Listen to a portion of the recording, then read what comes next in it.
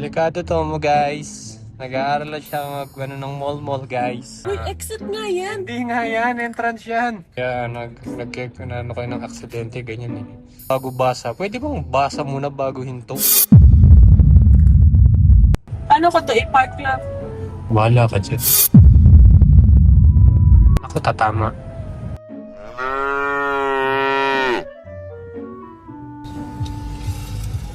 Di ko ako.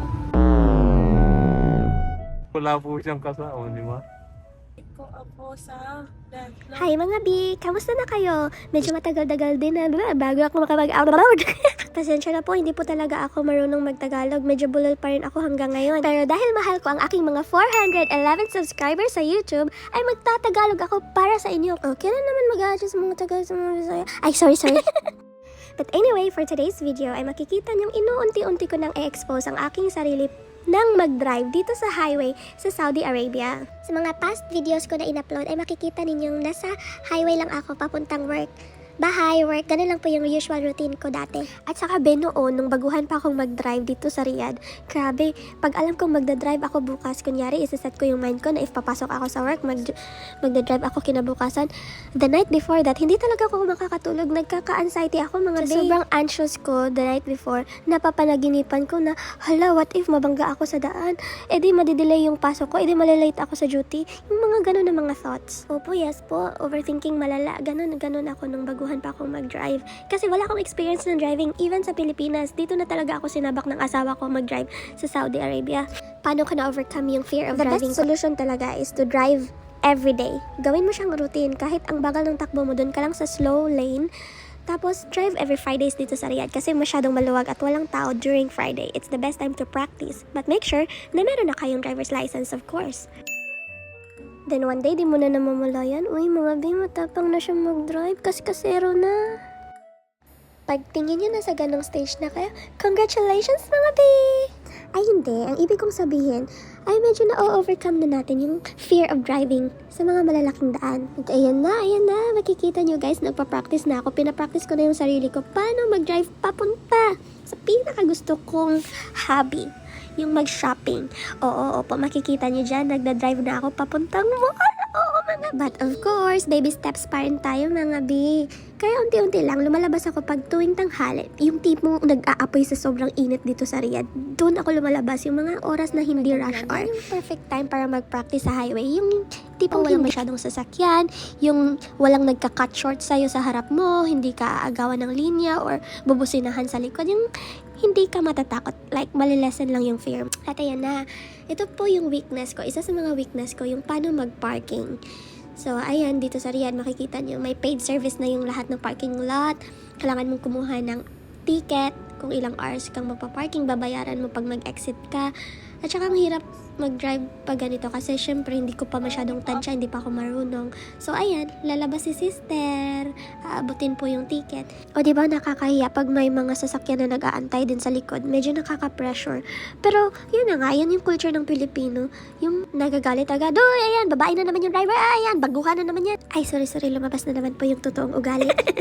Nalala ko pa nung first kong parking yung gaya nito, di talaga ko marunong paano i-figure out tong tinitigan ko pa ng ilang segundo kung paano gagawin yung machine, kung paano kukunin yung ticket. Buti na lang merong security guard na nag-guide. At saka, syempre yung mga lokal dito medyo considerate, unlike sa mga Pilipino, laging galit. Ay, sorry.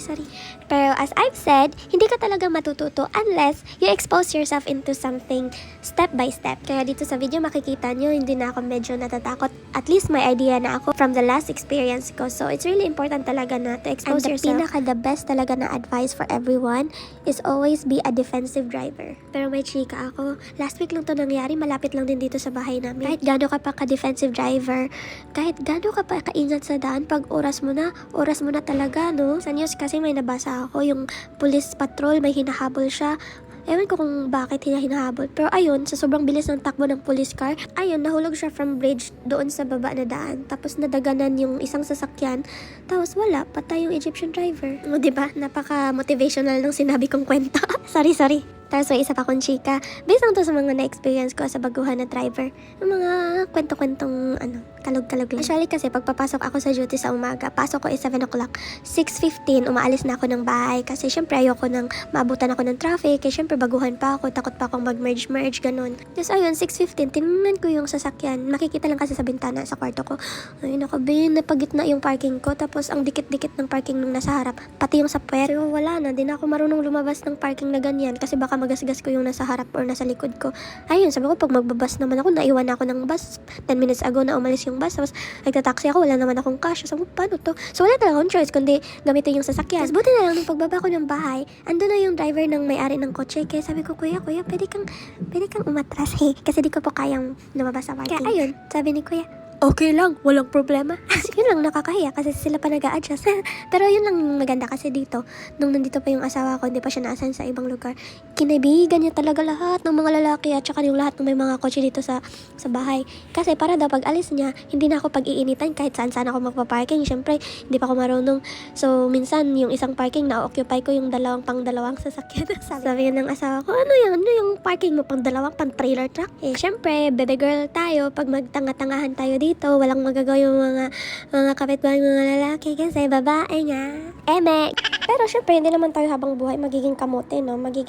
Syempre, dapat goal natin, mag-i-improve naman tayo. O siya, hanggang dito na lang, napapagod ako magsalita. O siya, kung may mga katanungan kayo related po sa driving, paano ko nakakuha ng driver's license, sa ang school dito sa Riyadh, magkano and all, comment down below lang po.